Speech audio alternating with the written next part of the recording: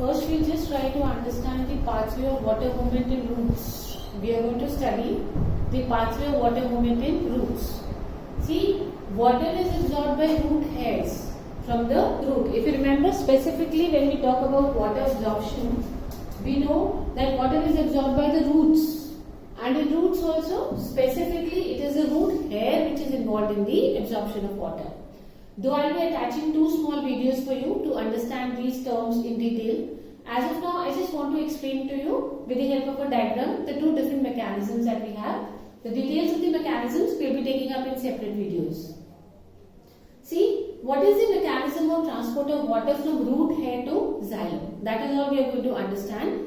We already know that water has entered the root hair now. Roots absorb water with the help of root hair. That means your water has entered the root hair. From root hair, it has to reach the xylem. Obviously, directly from the root hair, the water cannot reach the xylem. It has to enter into the deeper layers of the root. So, now we are going to study the path from where. We are going to start from water being absorbed by the root hairs up to water reaching the xylem. Is it okay for everybody? We are going to start from there. What is going to be a starting point? Our starting point is we will trace the path of water. Number one, the starting point, your boarding point is going to be the water already being absorbed by the root hair. And our destination is to reach where? To reach the xylem. Now, water which is absorbed by the root hair reaches the xylem by two different mechanisms. There are two different methods by which water reaches the xylem. One method is called apoplast and the other is called symplast. A-P-O-P-L-A-S-T, apoplast, and the second one is what we call as symplast. What is it called? Symplast. I hope you remember these terms, apoplast and symplast. What are we studying? We are studying how water starts after it is being absorbed by the root hairs. It crosses all the deeper membranes of the roots and it reaches the xylem. Before I go forward, understand this diagram. Look at this diagram carefully. If you can see on the board, I have written four boxes are there. First is your epidermis, that is the outermost layer of the root. Then we have your cortex, then you have endodermis, and then is the pericycle. Please remember these terms. Epidermis, cortex, endodermis, and the next is your pericycle. What is it? It is your pericycle. Now, these outer surfaces are your cell walls. If you can see over here, these ones, these are your cell walls. The inner ones are your cell membrane. What is filled inside these? These are root hair cells. What are these? Root hair cells. What is filled inside them is cytoplasm. I hope the structure is clear for you. These are what? These are the different deeper layers of the root that we have. Starting from epidermis, we are going deeper inside. Starting from epidermis, then we have cortex, then we have endodermis, and then we have pericycle.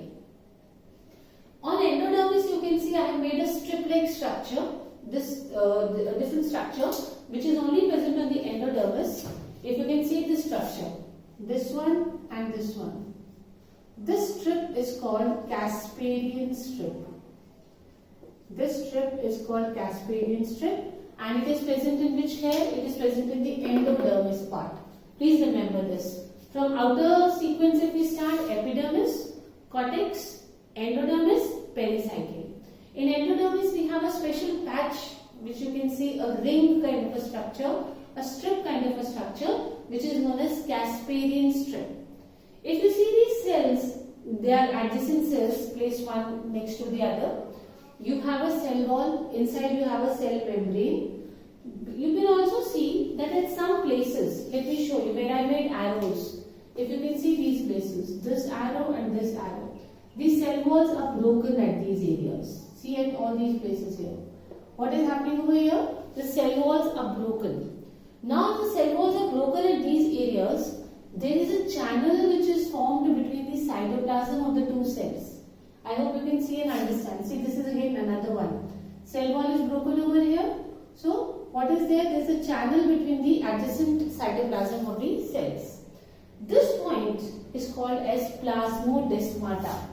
What is it called as? It is called as plasmodesmata. What is plasmodesmata? It is those areas where the cell wall of adjacent cells is broken and a channel or a pathway is formed which connects the cytoplasm of one cell to the cytoplasm of the adjacent cells.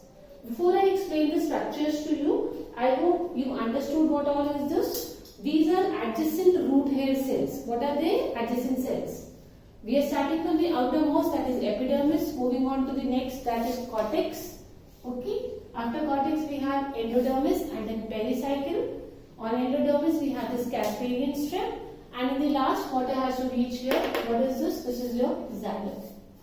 Now, there are two methods by which water which is absorbed by the epidermis, that means the outermost layer, can reach the xylem. The first method is called as apoplast. This method is very simple. It is apoplast. Just remember this. What happens in apoplast? Please see over here. Water enters from here. It just remains in the outer extracellular spaces. What are extracellular spaces? The space between the two cells is extracellular spaces. That means water is just moving where? Water is moving here, here. It's going up a little, then again going here and here.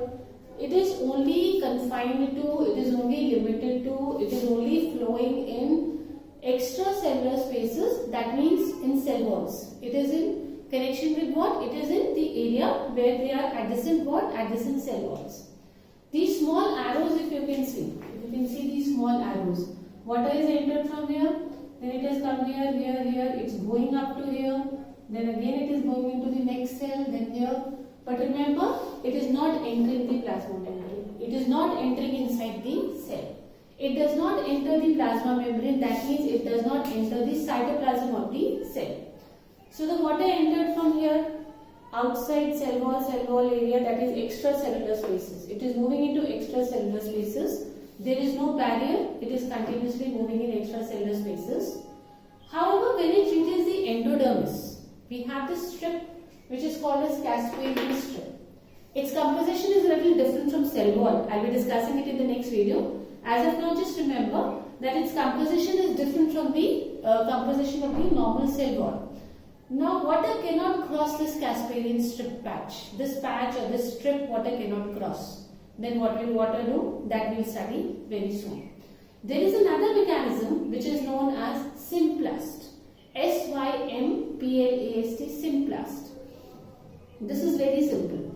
See, water entered from here, it crossed the plasma membrane, it reached epidermis. Then we had these channels, if you remember, plasmodesmatas. They are cytoplasmic connections between two adjacent cells.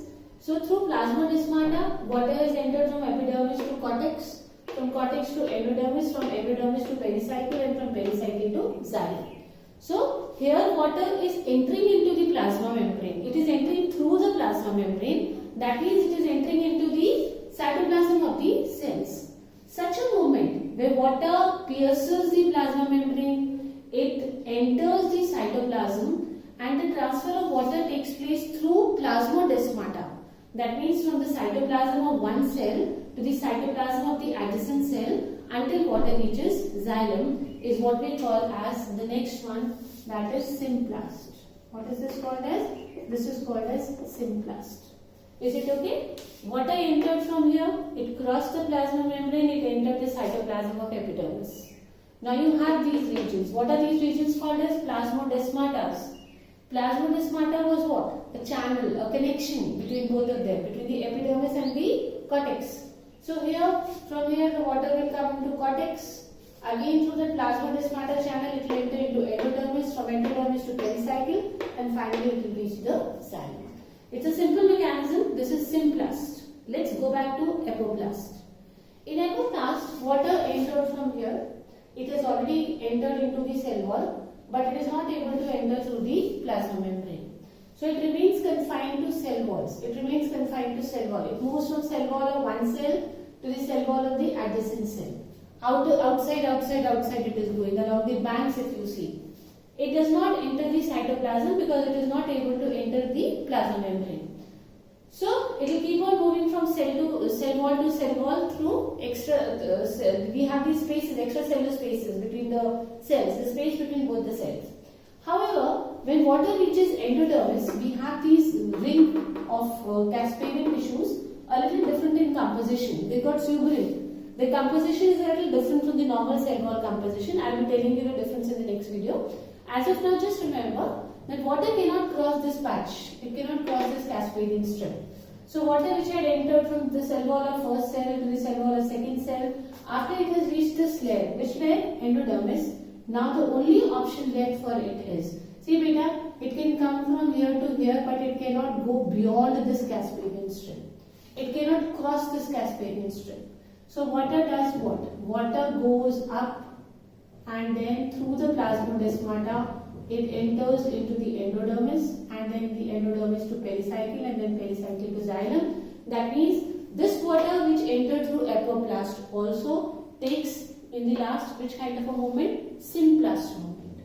Okay? Here also, because it is not able to cross the Casparian strip, what will it do? It will go up, it will pass through this plasmodesmatal connection, okay, and get into endodermis, then pericycle and then move on to the xylem. Because water cannot cross this strip is what we call as the Casparian strip. Its composition is a little different from the normal composition of cell wall. All other areas of cell wall, the water has come flowing, but once it reaches the endodermis, Casparian strip, it has to change its mechanism. Earlier it was flowing outside, extracellular spaces, okay? But after it reaches Casparian strips, it shifts over to symplast. Is it okay? Now I will be taking separately in different videos the movement of apoplast and symplast. I hope it is clear for you. If I take it like this, these are 4 classrooms. If I name them like this, epidermis, cortex, endodermis, pericycle. Let's imagine we have a door between these classrooms. Is it okay? And this is the office where you have to reach. Now you have a door between this. There are 2 students. One student is apoplast, the other is symplast. Let us also imagine we have a veranda outside these classes. Now one student, that is the apoplast, he will enter from here. He will take the veranda path. He will go from here to here, corridor or veranda, whatever you want to call it. He will reach till here. But here some teacher is standing. So there is no way out. The student will also go inside the classroom, and then from one door of the classroom to the other connected door, it will reach the office. There is another student, symplast, which will directly enter from this path, this door, then come to this classroom. There is an interconnected door, plasmodesmata, enter the second classroom, interconnected door, plasmodesmata, come to this one, and then finally reach the xylem. What am I trying to tell you? In apoplast, water just moves into extracellular spaces in the cell walls. It does not enter the cell membrane. However, once it reaches the endodermis Casparian strip, it shifts and enters into the plasmodesmata and then moves through the process of symplast. Symplast is very simple. Water enters, it pierces the plasma membrane, it enters the cytoplasm. Then through these channels, these are plasmodesmatas. Plasmodesmata, as I told you, are spaces where cell walls are broken. Because cell walls are broken, the cytoplasm of one cell is in connection with the cytoplasm of the other cell. These cytoplasmic connections are what we call as plasmodesmata. So through these plasmodesmata, water will enter from epidermis to cortex, from cortex to endodermis, endodermis to pericycle, and from pericycle to xylem. These are 2 movements, apoplast and symplast. Individually, I will take up again in a very short